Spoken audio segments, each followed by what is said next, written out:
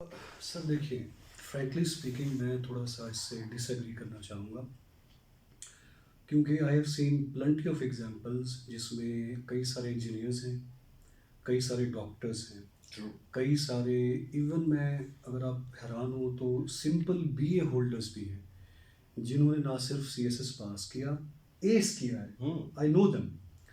अब उसमें सर मैं ये समझता हूँ कि बच्चा इस लिमिटेशन में कभी भी ना जाए कि मेरा एकेडमिक बैकग्राउंड अच्छा नहीं है, मैं उस यूनिवर्सिटी से नहीं पढ़ा, मेरा लिटरेचर अच्छा नहीं है, मेरा फलानी चीज़ अच्छी नहीं है। I think these are only limitations which exist in one's mind, हकीकत में एग्जिस्ट नहीं करती। अगेन अगर हम बातें जो दूसरा पार्ट आपके क्वेश्चन का था कि न्यूज़पेपर रीडिंग के ऊपर और रीडिंग कल्चर के ऊपर, देखिए न्यूज़पेपर आज के दौर में एक बहुत इम्पॉर्टेंट सोर्स है। अगर आपने करंट अफेयर्स पढ़ना है, पाकिस्तान अफेयर्स के, आपको लेटेस्ट इश्यूज अगर जानने हैं, तो मेरे ख्याल में न्यूज़पेपर से बेहतरीन सोर्स इंस्टेंट करंट अफेयर्स का कोई नहीं है, लेकिन उसको रीड करने के कुछ एथिक्स हैं। एक सीएसएस के स्टूडेंट को पता होना चाहिए न्यूज़पेपर को कितनी देर रीड करना है, कितना उसमें से कंटेंट उठाना है, कितना उसमें से कंटेंट नहीं उठाना। एक ब्लाइंडली फॉलो करने की ज़रूरत नहीं है उसको।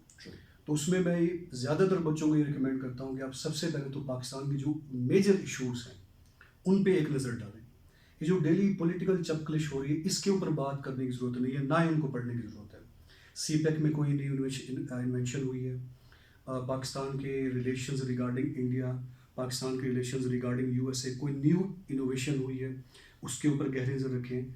एक होता है इकोनॉमिक पेज कि पाकिस्तान के अंदर फर्दर क्या इकोनॉमिक एक्टिविटीज़ हो रही हैं, बाहर से क्या फॉरेन डायरेक्ट इन्वेस्टमेंट आई है, पाकिस्तान इंटरनली कितना रेवेन्यू जनरेट कर रहा है, उस चीज़ के ऊपर मैं स्टूडेंट्स को रिकमेंड करता हूँ कि उसके ऊपर गहरे नज़र रखें।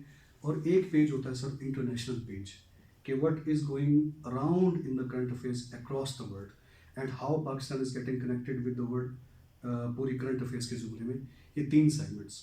सो कुल मिला के I am of the view कि बच्चे को 1-1.5 घंटे से ज़्यादा नहीं पढ़ना चाहिए। और लास्ट पार्ट जो आपके क्वेश्चन का था, वो कैब।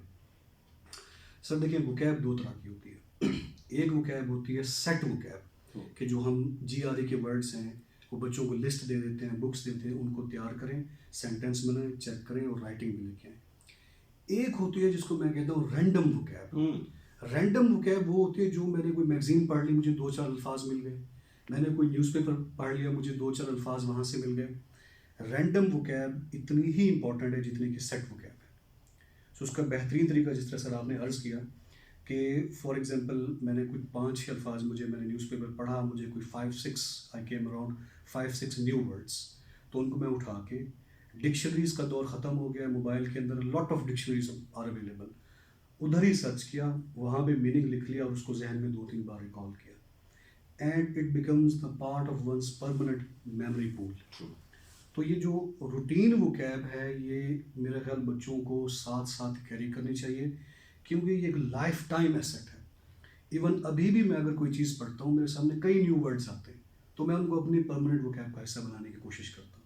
सो इस तरह से ग्रेजुअली चीज़ें डेवलप होती है, ओवर द नाइट नहीं।